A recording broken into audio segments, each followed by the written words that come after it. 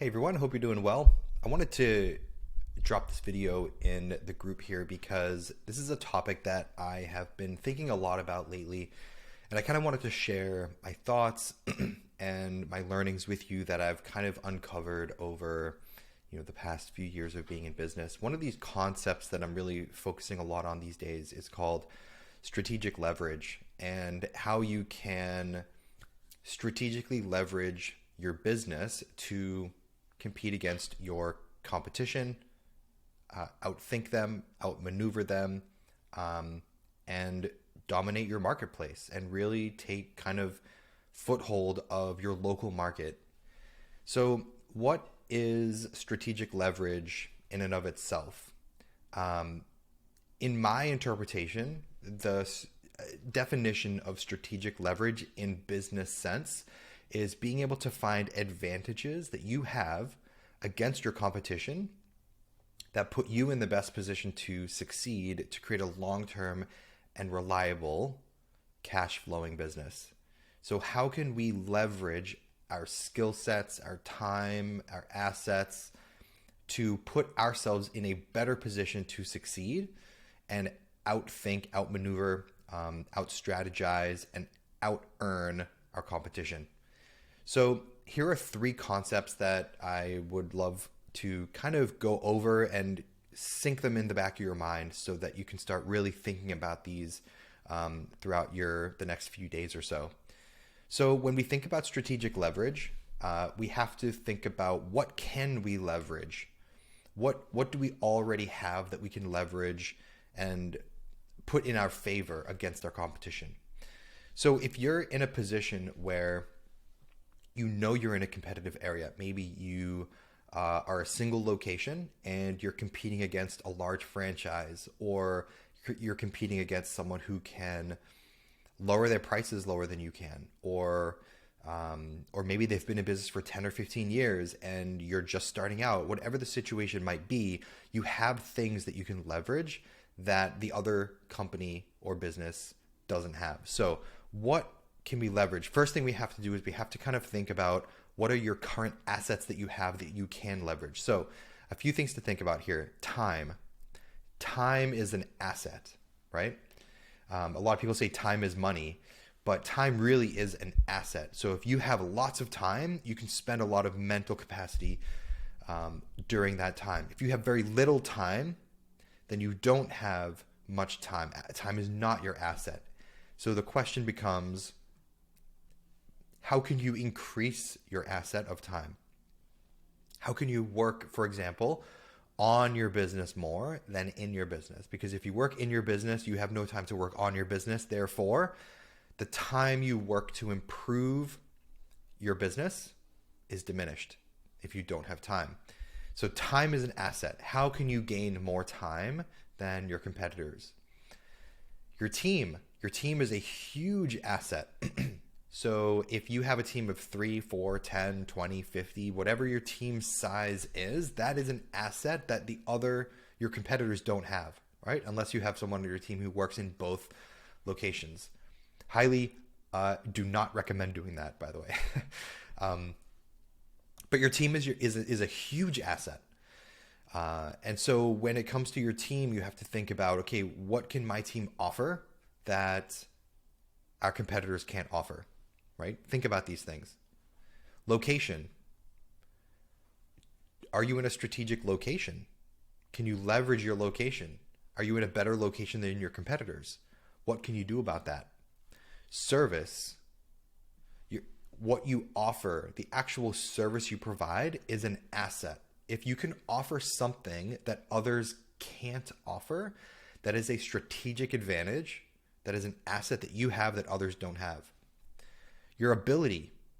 What is your ability? What are you able to do? Are you able to do something that others can't do? This kind of ties into some other areas like this right here. For example, relationships, connections, and network.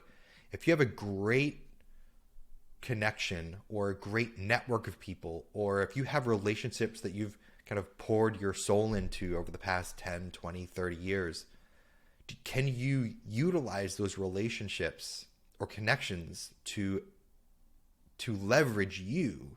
can you leverage those relationships to put you in a better position to succeed? What about your capability?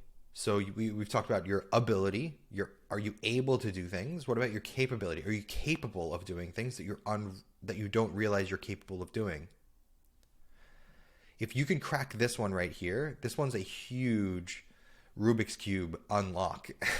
Because if you realize that you are capable of doing something and your competitors don't realize they are capable of doing something, that puts you in a much better position to succeed than them. What about bandwidth? This kind of goes back to your team, but what are you guys able to do? What can you accomplish? How much work can you take on? If you have a higher bandwidth than your competition, that's a huge strategic advantage. And by the way, you're not going to be able to pull all of these levers, right? You can't use all of them all at once. Maybe you can use one now and one later, and right? But if you can increase your bandwidth somehow, maybe you can reduce the amount of time that you work on your business and hire someone. Maybe you can increase your bandwidth. Maybe you can increase your team's bandwidth. Maybe you can restructure your schedule or the way you run your business, the way you do service delivery. Can you change the way you do service delivery to increase your bandwidth to take on more customers without affecting quality of service? What about your expertise? Do you have education, knowledge, experience, or anything like that other competitors in your area don't have? Expertise is an extremely big advantage, because if you're an expert at something, if you're really good at fitness, but you're also good at chiropractic or something along those lines, do you have an expertise that others don't have that you can leverage to your advantage? Think about it. And it doesn't always have to be something you went to school for, by the way. A lot of times just your experience, your life experience, and you've gone through something, you've accomplished something, you've overcome an obstacle that others haven't overcome. That expertise is extremely helpful to so many of your customers. We talked about your relationships, connections, network, all of that. What about war chest? A lot of people don't know what a war chest is, but essentially a war chest is cash in the bank. It's funny, I was just talking to a prospect today, and they said that they do about $350,000 a year in gross revenue. And it's a husband and wife team. They have a couple of employees. The husband and wife who own the business take a $60,000 salary per year. So it's $120,000 right there. And they came to me and said, we made $350,000 last year, but we're still struggling. We're still struggling with cash. We are constrained by how much we can spend on advertising and marketing and all of that. And then he came out and said he is giving himself and his wife a $60,000 salary from the business every year. So let's do the math for a second. $350,000 gross. 35% of that is taken right off the top for tax, right? So 350, let's just say right off the top, that's 100 to 100, you call it 150,000 right off the top, right? Goes towards tax. So now we're at 200 grand for the whole year. And 60,000 for each of them, 120,000. So 200 grand minus 120,000 right off the top. They get taxed on that again, by the way, when you take personal income. And so from 200,000, 120,000 is gone, and now we have $80,000 to pay rent, to pay employees, to buy equipment or supplies or whatever, and anything else that you need. So essentially, the business is starved from cash, and the only thing that keeps a business alive is cash. A war chest, if you have a really healthy war chest, if you reduce the amount you take from your business and let your business thrive, where you can spend more money on advertising or more money on marketing or buy better equipment or invest in better people, better coaches, better employees, better everything. if you can take that money and put it into your business and invest into your business rather than starving your business, then you're going to be put in a much better position than your competitors. Because I guarantee you, your competitors are doing just that. He's not the only one that's doing that. I know there's other people that do that, where you make X amount of dollars. Oh, we made, our expenses are 100 grand a year. We made 300 grand and we have 150 left over, let's say, after taxes and expenses and everything. Let's take the 150 grand because that's what we made, right? Wrong. What you should probably do, and this is just my opinion, I guess, but if you have 150 grand left over at the end of the year, don't take all of that for you. Take what you need to pay your bills and live the lifestyle that gets you by, and reinvest it into your business. Better people, better product, better service, more customer acquisition, more ads, more marketing, more sales. Invest it into the business. So year 2, instead of making 300 year after year, you go from 300 to 400. And then the year after that, 400 to 600. And then before you know it, you're at $1 million a year business and you don't have to worry about taking money. You're paying your bills. The business is healthy. It can last through anything. And then you can take whatever vacation or whatever you need to buy, right? But you don't take it off the top and leave your business starving for cash, because then your business is starving for cash and you can't grow your business. So your war chest is a huge strategic advantage. For example, Apple computers, they have like $50 billion in cash just sitting in the bank. And what that allows them to do is weather any storm, invest in things that are risky and could potentially not go in their favor. It allows them to hire great quality people, invest in new products, R&D, all of that's expensive. It allows them to advertise and fail in advertising, because not every ad works, even for Apple. So they have this cash that allows them to stay in business basically forever. And so what an investor looks at is, how long can a business last? Like, how long will I see a return on my investment? And if there's a business that has cash in the bank and an investor knows that business can last 6 months, 12 months, 24, 36 months without, if everything goes to hell and the economy tanks and they make, their revenue drops by 50% next year or something, which happened to a lot of people during the pandemic, right? If an investor sees that cash and they say, okay, this business can last 3 years if they drop in sales by 50%, then an investor is much more likely to invest in that business than a business that is strapped for cash and the CEO is taking all the profit and leaving the business with very little, right? Cash in the bank is key.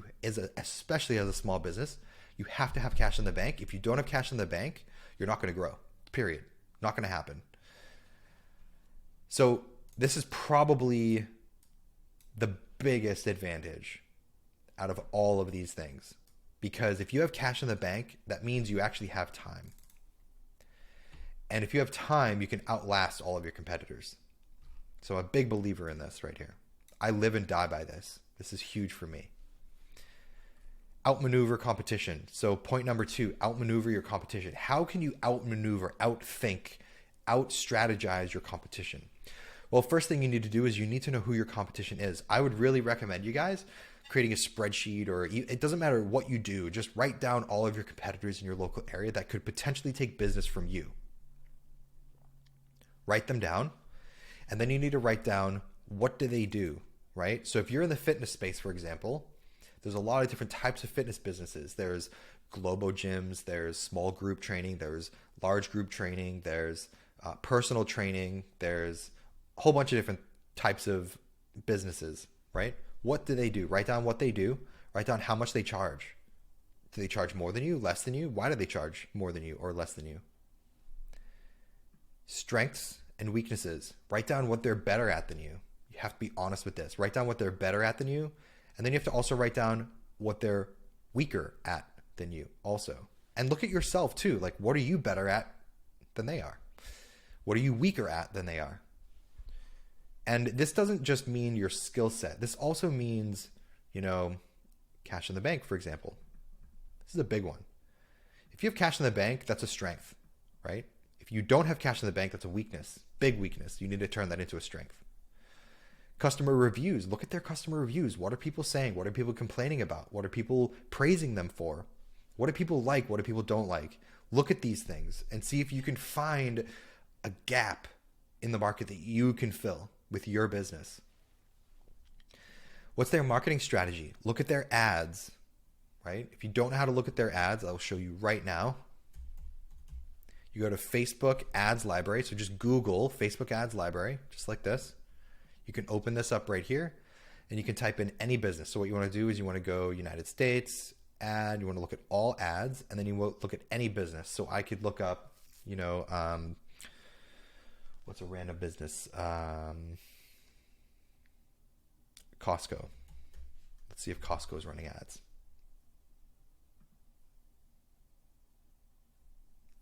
Boom. Okay, so we can see all of Costco's ads. Okay, so we want to look at their ad strategy. Okay, what are they offering? What's their offer? Right? You can even opt into their stuff. Become a lead. See what the response rate is like. Do they follow up with you quickly? Do you get automated responses? What do you get when you become a lead? Right? Stalk their marketing strategy. This is huge. This is how they get clients, right? Their sales process, same thing. So when you opt in here, see how far you can go, or have a friend or family member or whoever go through their sales process and tell you about it, right? What did they like? What didn't they like? Were they high pressure, low pressure, upsells, cross sells? What was it like going through the whole sales process?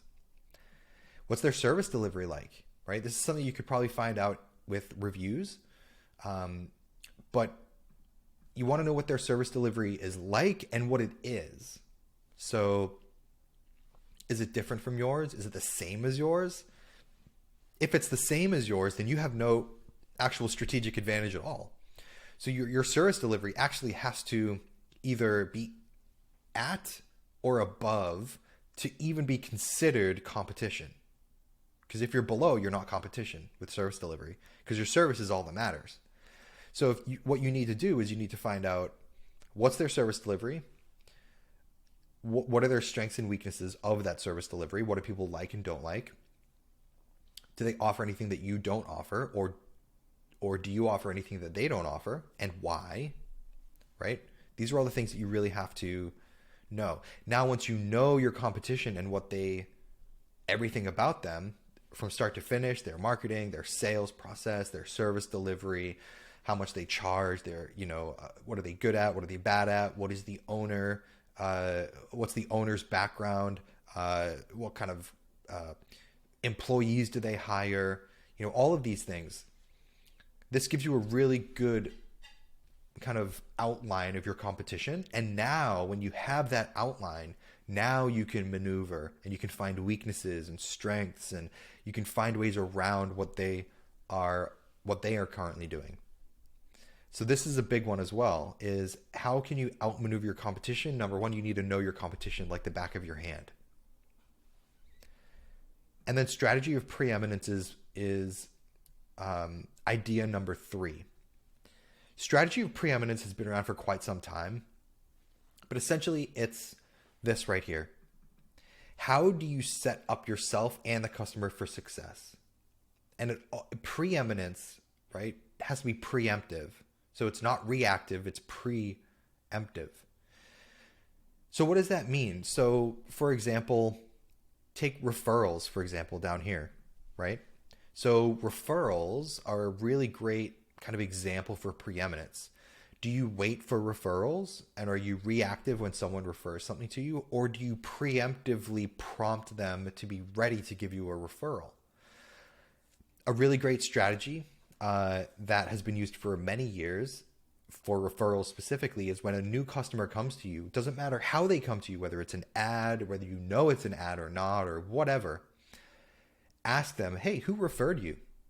And they'll say, oh, No one referred me. I saw an ad on Facebook, or I, was searching on Google or whatever, however they came to you.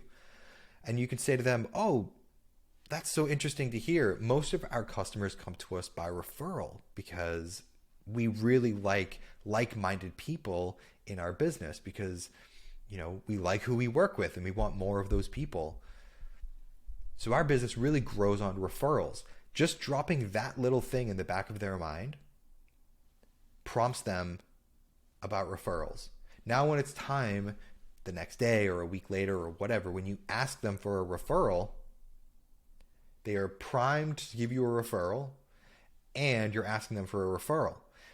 Now, if you did neither of those two steps, they don't know that you go from referrals. The referrals aren't even on their mind.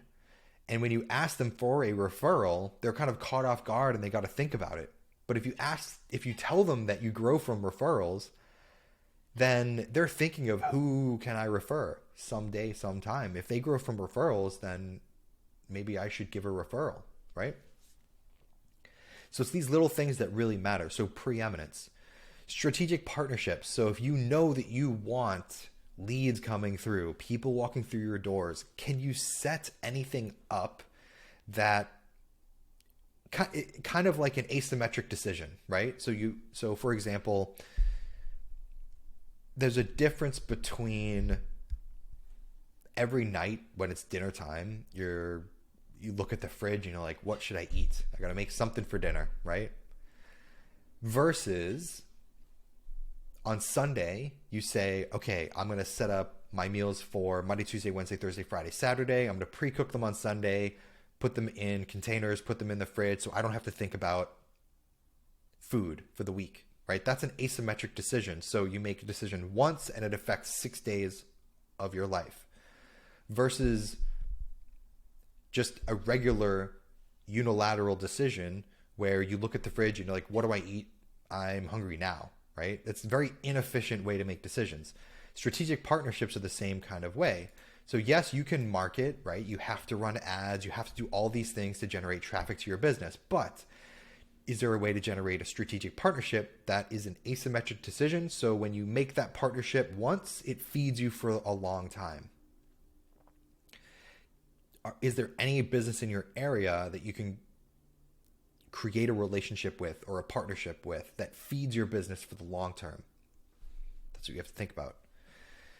Risk reversal. So this has to do with like guarantees or low barrier offers, things like that.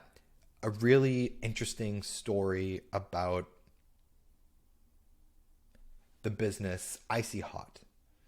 So I talk about this guy a lot, Jay Abraham. If you don't know who he is, you should really look him up. Jay Abraham is kind of the thought leader of preeminence. He is the thought leader of business growth and opportunity. Highly recommend that you look into him. Jay Abraham also came up with the concept of risk reversal. So Icy Hot is an example, not so much of risk reversal, but actually of low barrier offers. So when Icy Hot was being sold, it cost, I think, like, let's say $10 or whatever, right? And their current marketing strategy at the time was they had radio commercials that said, hey, buy our product for $10, right? And it would do okay, but they would kind of break even and it was okay. What Jay did was he said, okay, the people who do buy Icy Hot, what's their lifetime value?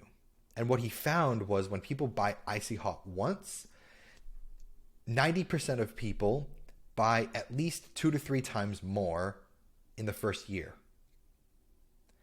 So what he did was he said, okay, if we know that 90% of people buy 2 to 3 times more, and on the second and third purchase, it actually went up. The purchase price went up. So, on the actual radio commercial, they would get a sample for $10, right? This is back in the 90s or early 2000s, but they'd get a sample for $10 by calling this toll-free number or whatever. on the but what he knew was they would always come back a second and third time and buy the actual product from the store, like, CVS or Walgreens or whatever, for $20 or $30 each. So all he needed to do was to get them to buy the first time. So instead of paying the radio station to run the ads to collect the $10, what he did instead was he told the radio station, listen, we don't have any money to pay you anymore, but what we will do is when you sell a trial, instead of giving us the $10, I want you to take 100% of the trial profits.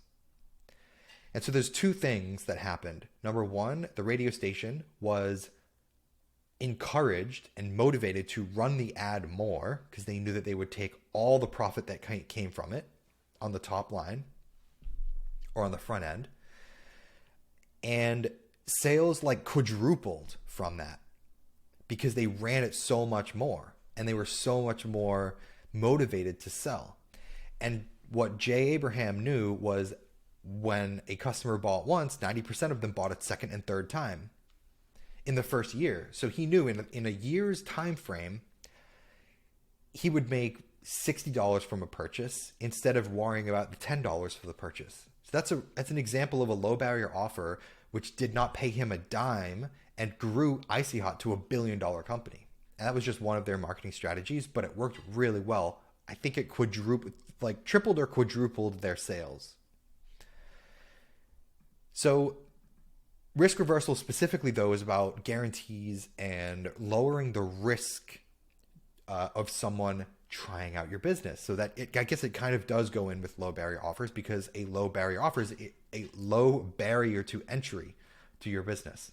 So if you have a high barrier to entry to your business, for example, if you say, hey, come in for a free consultation, and when they come in for a free consultation, you try to sell them a $2,000 package up front, that's great, but it's a high barrier to entry, right? So how do we lower the barrier to entry? Well, you could offer something that allows people to try your business with more volume of people, right? So one of the things that he really talks about a lot is, why do you make it so difficult for people to do business with you, right? And this goes across many, many industries, law, manufacturing, everything, right? But it also is true for your business, which is either a fitness, wellness, some type of business like that, right?